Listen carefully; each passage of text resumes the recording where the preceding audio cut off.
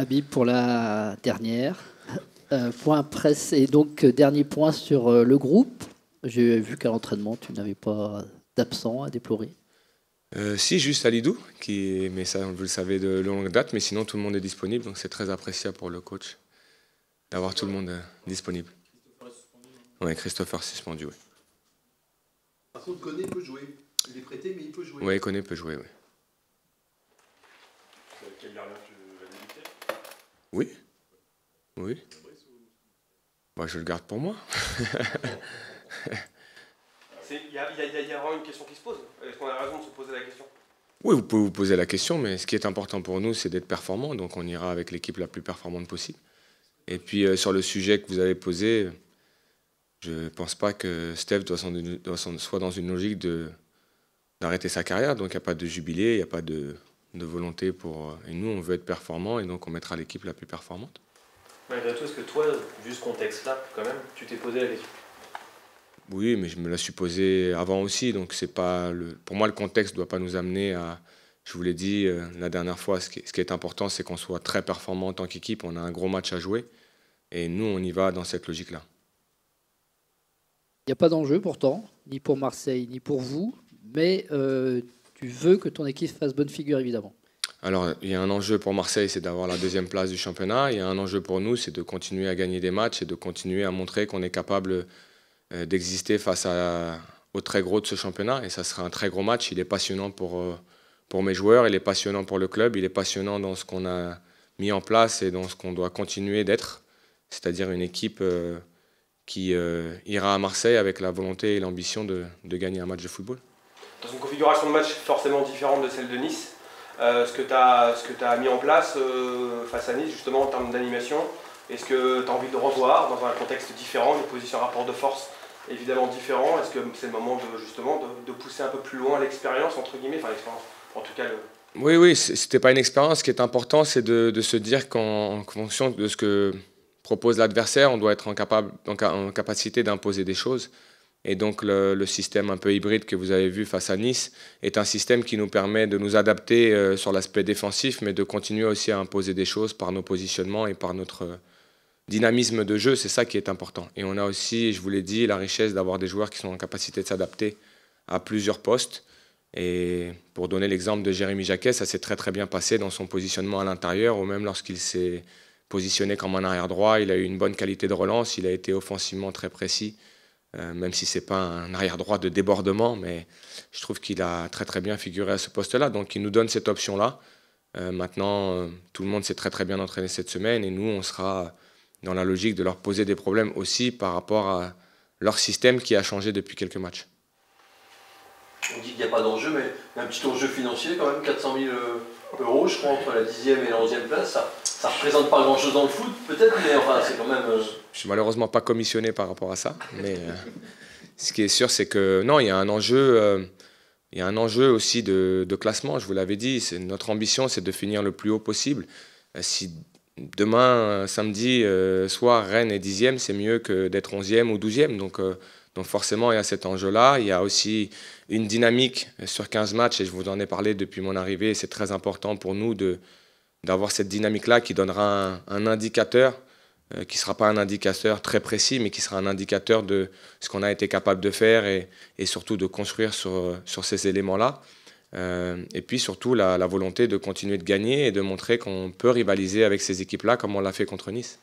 Tu continues à te projeter ici, au-delà de Marseille évidemment? Oui, mais je travaille ici depuis que je suis arrivé avec un objectif très précis, c'était de répondre à l'objectif qui m'avait été fixé par le propriétaire et par les dirigeants. Cet objectif a été atteint très rapidement, puisqu'on l'a été à 5 journées de la fin. Et puis, je vous l'ai dit, il y a un objectif qui était plus personnel avec mon staff. Et quand je dis mon staff, c'est la globalité du staff, parce qu'on parle souvent du coach et des 2 adjoints qui sont venus, mais il y a un staff qui a travaillé, c'est d'être en capacité de montrer à tout le monde qu'on a changé la dynamique de cette équipe, qu'on a fait progresser cette équipe. Et donc, dès le premier jour, on s'est projeté sur ce qu'on avait à vivre. Mais de toute façon, la construction, elle est sur tous nos jours d'entraînement et tout ce qu'on aura construit aussi en termes de résultats et d'identité de club. C'est ça pour moi une construction.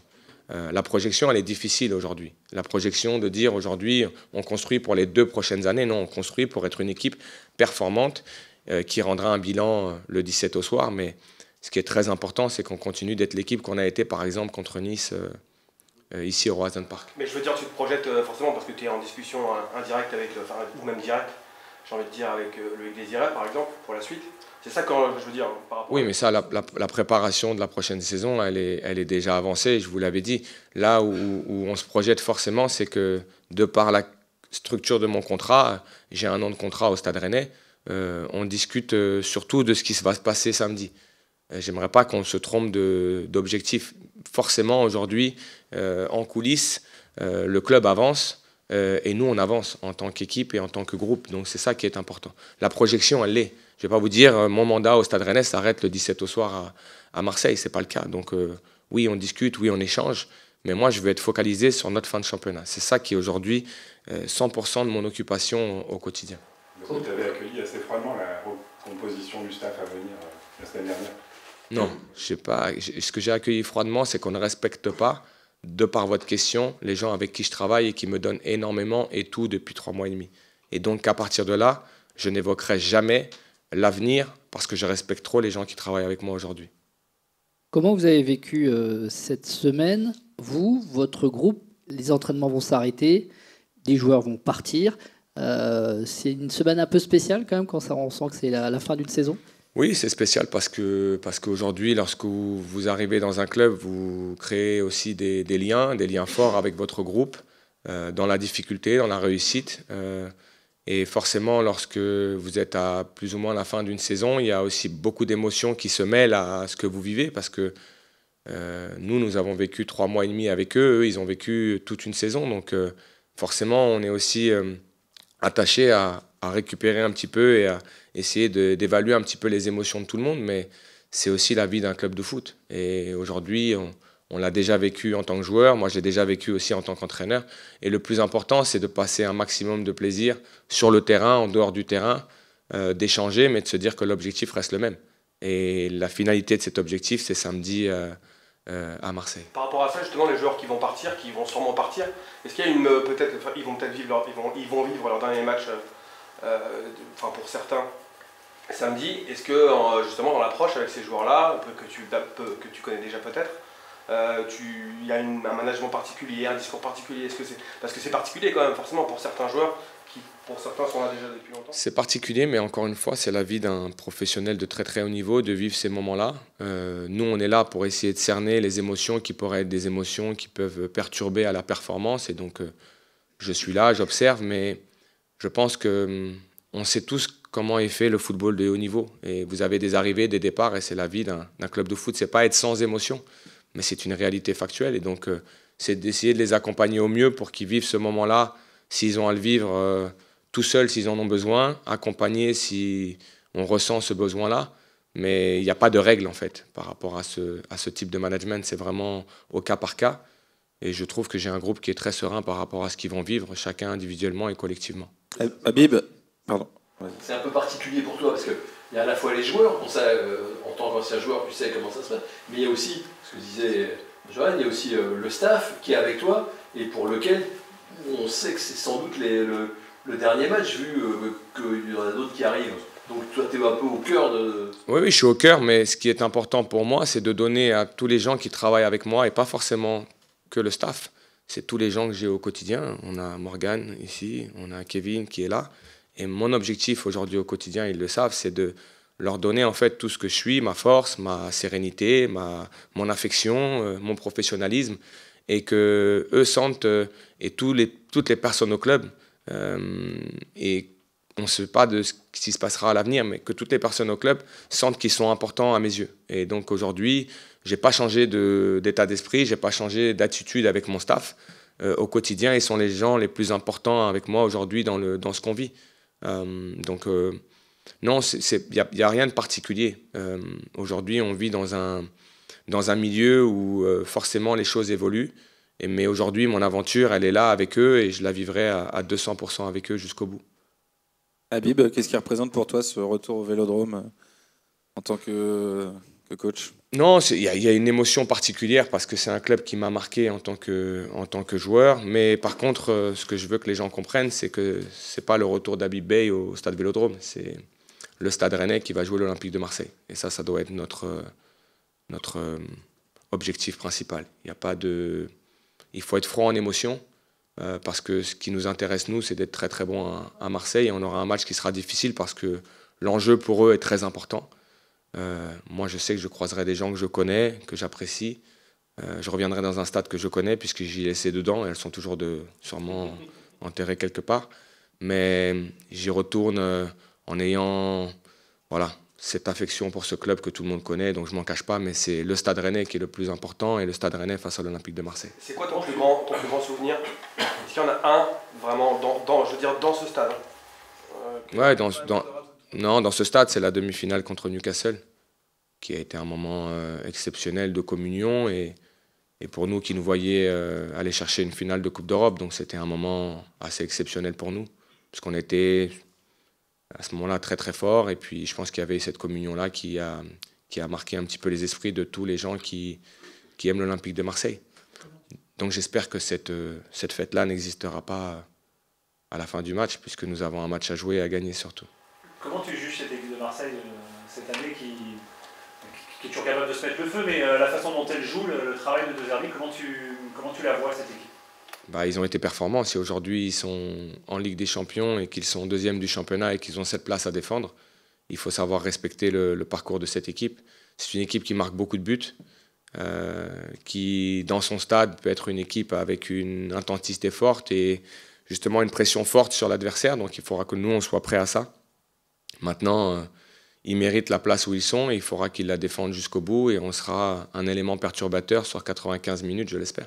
Il y a un pas sur une petite décompression, alors, puisqu'ils sont partis, ils ont fait la fête, alors c'est vrai que c'est la deuxième place, mais l'objectif pour eux c'était la Ligue des Champions, deuxième, troisième, c'est... Je ne pense pas qu'il soit possible d'y avoir de la décompression dans ce contexte-là. Ils vont avoir un contexte qui va être favorable, hyper favorable. Ils ont validé une qualification en Ligue des Champions. Pour bien connaître aussi les gens qui travaillent dans ce club, je pense que cette pression, elle va être maintenue.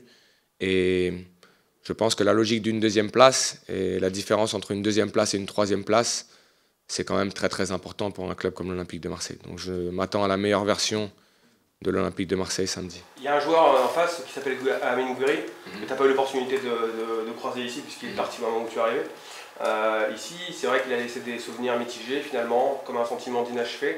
Quel est ton regard sur ce joueur? Comment tu le vois et comment tu vois son évolution aujourd'hui? C'est un joueur qui a beaucoup de qualités techniques, qui est un joueur de connexion, qui est un joueur d'association, qui a le talent individuel pour renverser un match. Et c'est ce qu'il fait à l'Olympique de Marseille. Parfois, et c'est pour ça que je vous l'ai dit, il faut se concentrer sur parfois l'alignement des contextes. Et par moments, lorsqu'un joueur est un très très bon joueur et qu'il est enfin aligné avec un contexte qui lui est favorable, par moments vous avez un déclic. Et c'est pour ça qu'il ne faut jamais juger les joueurs sur 6 mois ou sur leur parcours difficile dans un club ou dans un autre. Parfois, c'est aussi la rencontre entre un joueur et un entraîneur, un joueur et un contexte, un joueur et une équipe. Et aujourd'hui, il est très performant dans l'équipe dans laquelle il joue. Il n'y a pas des mauvais joueurs, il n'y a que des contextes, quoi. C'est ça? Non, je dis pas ça. Je dis juste pour l'avoir vécu. Je suis arrivé à l'Olympique de Marseille dans un certain contexte et j'ai eu du mal à m'exprimer dans le premier contexte dans lequel je suis arrivé. Et puis à un moment donné, il y a eu un changement d'entraîneur et j'ai littéralement, en quelque sorte, explosé, joué et été très performant dans ce club-là. Donc je dis juste que par moment, l'alignement des contextes, la rencontre aussi avec un entraîneur, la rencontre avec des dirigeants qui croient en vous ou des coéquipiers qui vous permettent d'être performants, ça permet à des joueurs d'être différents d'un contexte à un autre. Et je pense que c'est le cas pour Amine Gouiri. Même si les qualités qu'il montre à Marseille, il les avait déjà montrées peut-être... pas de façon aussi constante, mais le talent qu'il montre, il l'avait déjà ici. Est-ce que tu aimerais conserver Ismaël Koné, qui est justement prêté par l'OM et qui est prêté donc, avec une option? La différence entre le souhait d'un coach et la possibilité d'un club à faire une opération comme celle-ci, on est aussi conditionné à la clause. Et donc aujourd'hui, sur le joueur qu'il est, s'il est titulaire avec moi contre Nice, c'est que c'est un joueur sur lequel je compte et dont j'identifie des qualités très très fortes. Après, il y aura aussi une opération à réaliser et il faut aussi être conscient, et je l'ai dit, qu'on va récupérer 12 prêts et qu'avant de pouvoir aujourd'hui dire il faut pérenniser notre effectif. Il va aussi falloir se concentrer sur le nombre de joueurs qu'on va avoir dans un premier temps. Mais Ismaël, à l'image de ce qu'il a montré contre Nice, est un joueur d'une immense qualité.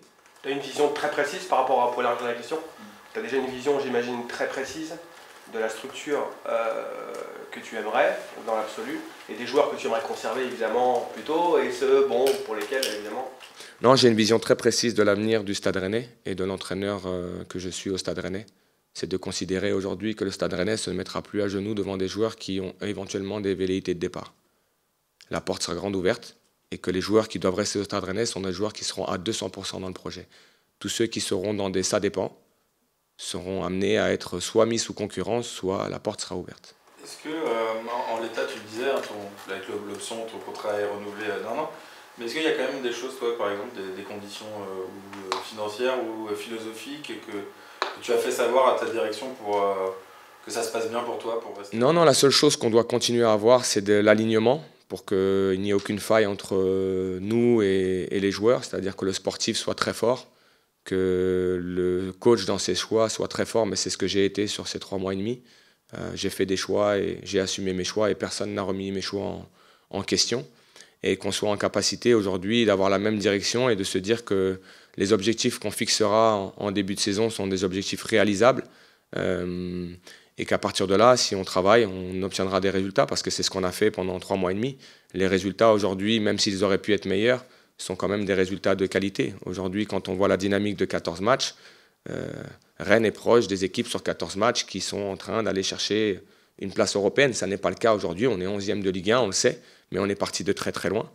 Mais aujourd'hui, ça veut dire que ce qu'on a construit, si on maintient de la continuité dans ce travail-là, nous aurons, et je le sais, les fruits de notre travail. Donc je pars du principe aujourd'hui que, je l'ai dit la semaine dernière, je suis soutenu, j'ai été soutenu, je n'ai pas été perturbé dans les choix que j'ai eu à faire.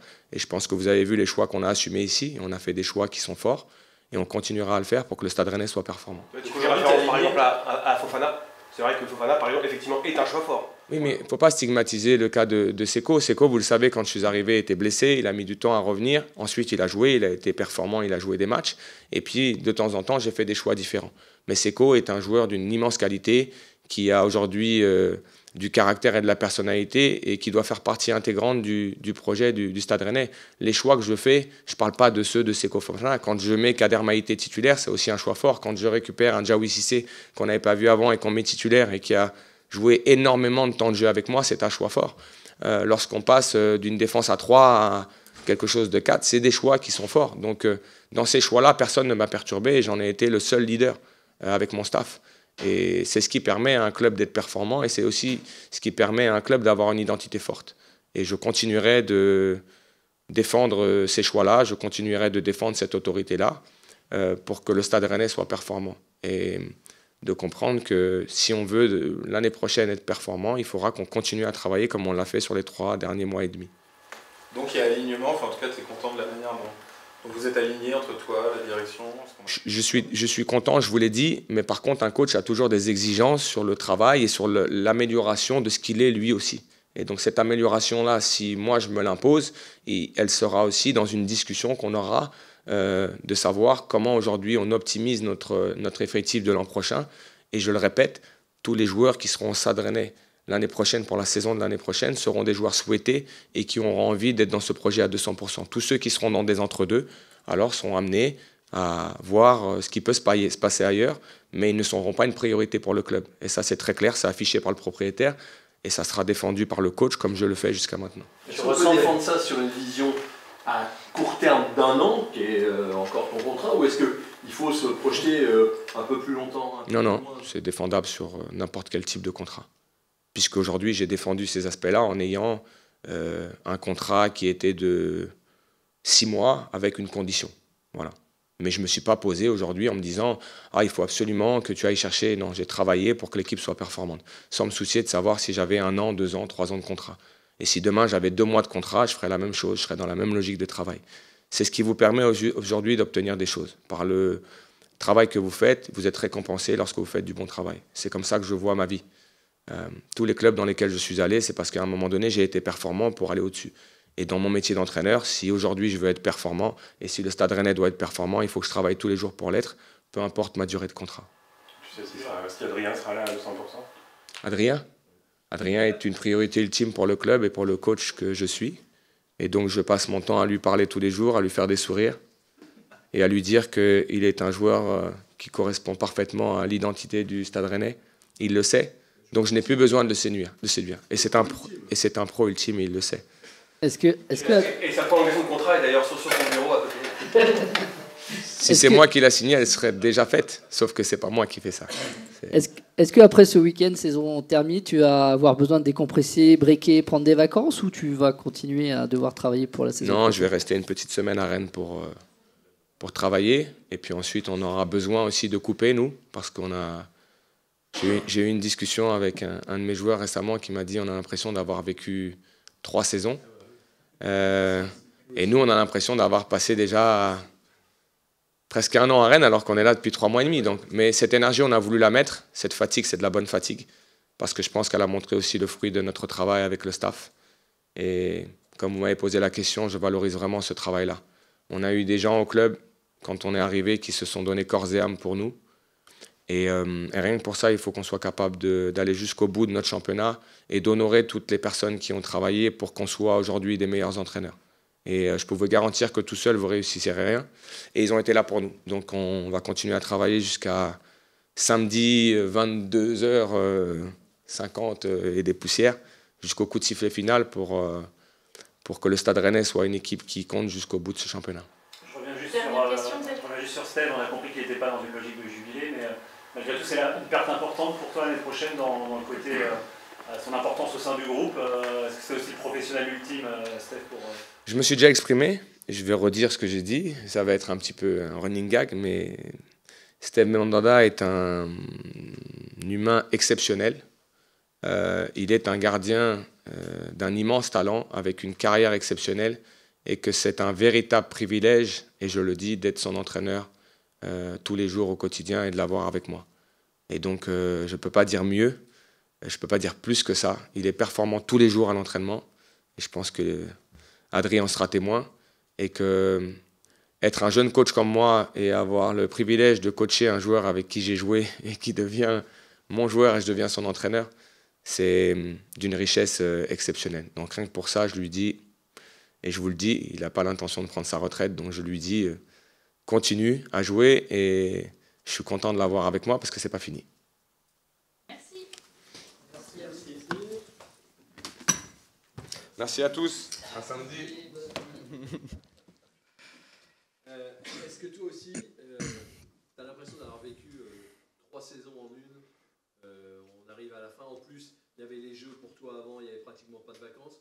Comment tu as vécu tous ces 10 derniers mois là?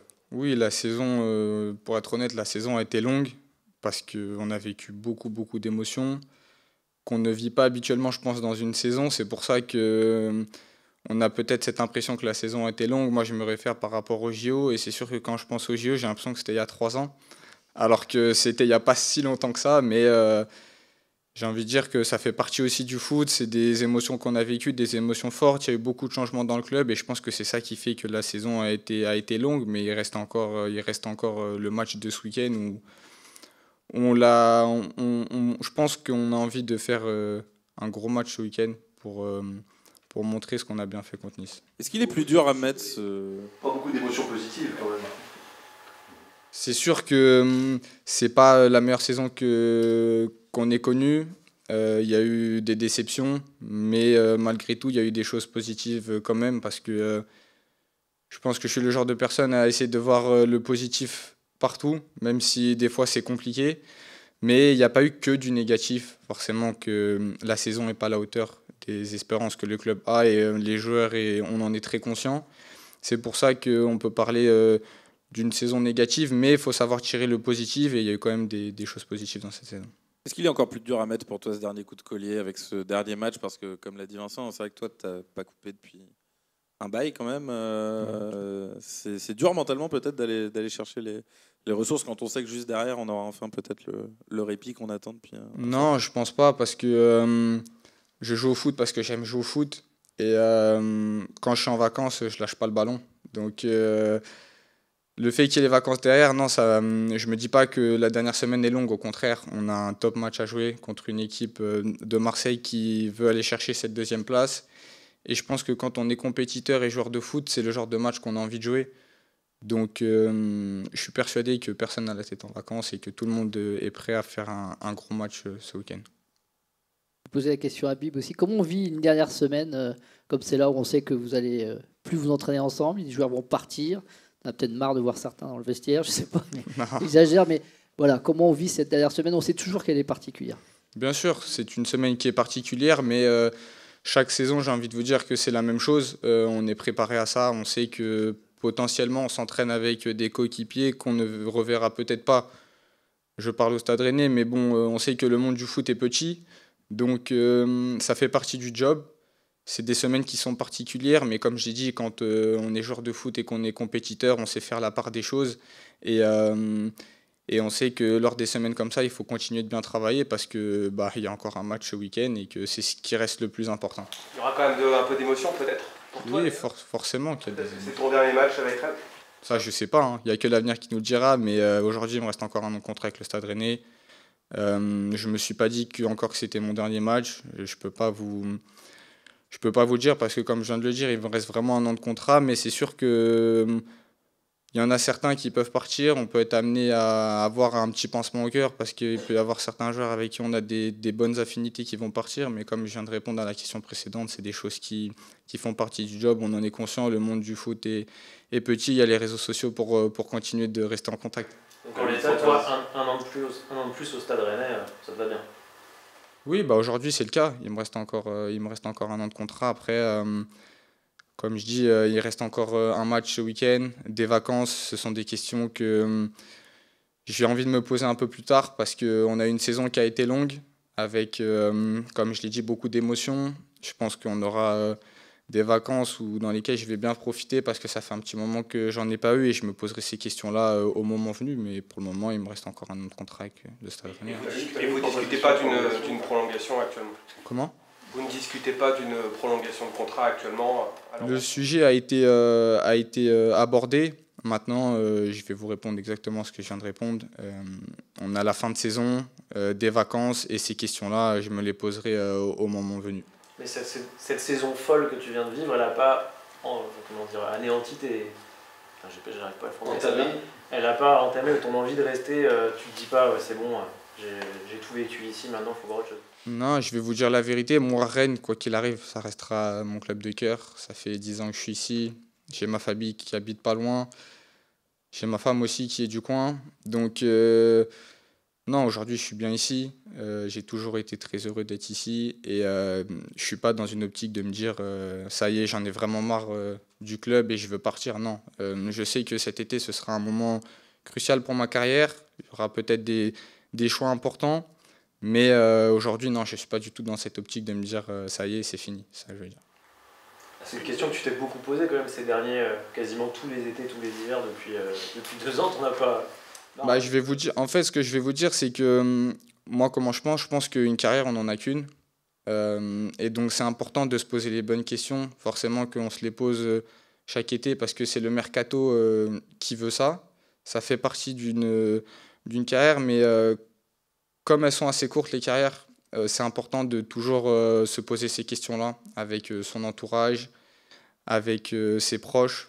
Et je suis persuadé que quoi qu'il arrive, je ferai le meilleur choix. Est-ce que tu considères que Rennes s'est remis sur le bon rail depuis l'arrivée d'Adibay et que sur une saison entière, vous seriez redevenu compétitif? Est-ce que tu considères que le club a retrouvé le fil? Honnêtement, quand on voit où on était il y a 6 mois, je pense que oui, parce qu'on a vraiment vécu 6 premiers mois très très compliqués. En deuxième partie de saison, on a remonté la pente et je pense qu'on a montré des bonnes choses. Mais c'est pas fini, il nous reste encore un bon match week-end et j'espère qu'on va vraiment tout faire pour aller gagner ce match, pour montrer les bonnes choses qu'on a fait, pour montrer que le Stade Rennais est retourné entre guillemets à la place où il doit être. En parlant du match de ce week-end, il y en a qui connaissent bien la maison marseillaise ici à Rennes, entre le coach Brice ou Steve, est-ce qu'ils vous ont parlé de comment gérer ce genre de match au Vélodrome, que les joueurs adverses vont peut-être avoir un peu la pression, même si on fait plus dur du boulot pour la qualification? Oui, bien sûr, on en a parlé. On sait qu'à Marseille, ce ne sont jamais des matchs compliqués. Il y a une très grosse ambiance.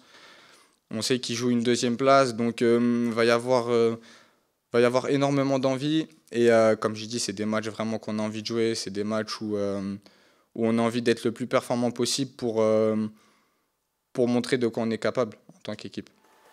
Tu t'attends à avoir Amine dans ta zone par moment sur ce match-là? Ouais, possible. Après, il joue un peu plus dans l'axe. Mais s'il vient dans ma zone, il n'y aura pas de cadeau. Hein. Et comment vous décrivez votre relation avec votre coach, la relation capitaine-entraîneur? Est-ce que pendant ces 3 mois et demi, il vous a appris beaucoup de choses par rapport au coach que vous avez eu avant? Oui, bien sûr. Il m'a appris énormément de choses. On a une très bonne relation. On se parle quand même assez souvent. Et il m'a quand même amené son expérience.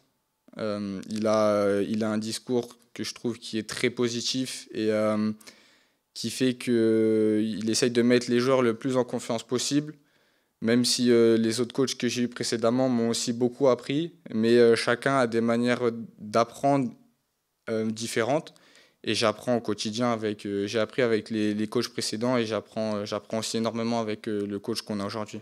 Le fait qu'il ait été défenseur aussi latéral. Aussi, ça aide, bien sûr. Capitaine aussi à l'Olympique de Marseille, est-ce que ça aide? Bien sûr, ça aide. Comme je l'ai dit, ça fait partie de son expérience et de son vécu, et c'est des choses importantes qu'il véhicule, et c'est aussi pour ça que j'apprends beaucoup avec lui.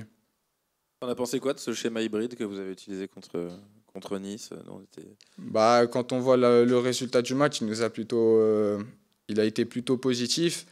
Maintenant, quand on est joueur de foot, je pense qu'il faut savoir s'adapter. C'est important de jouer dans plusieurs systèmes. Et on a des joueurs qui sont capables de jouer dans différents systèmes. Et c'est pour ça que le coach avait opté pour un format hybride sur ce match-là. On aurait pu penser que Steve aurait pu éventuellement faire une sorte de jubilé au Vélodrome. Habib a l'air de dire que de toute façon, il n'est pas dans une logique de jubilé. Comment vous l'avez trouvé vous, cette semaine, alors qu'il est aussi en fin de contrat ici? Comme il est, très professionnel, très souriant. Nous, il ne nous l'a pas annoncé, mais non, c'est sûr que en tout cas, s'il ne reste pas à Rennes, c'est un honneur d'avoir pu jouer avec lui. C'est un honneur qu'il ait pu être mon capitaine. Je pense que quand on est joueur de foot, on prend exemple sur les joueurs comme ça, parce qu'il a une énorme carrière, une immense carrière. Et s'il souhaite qu'elle continue, je lui souhaite qu'elle continue. Merci.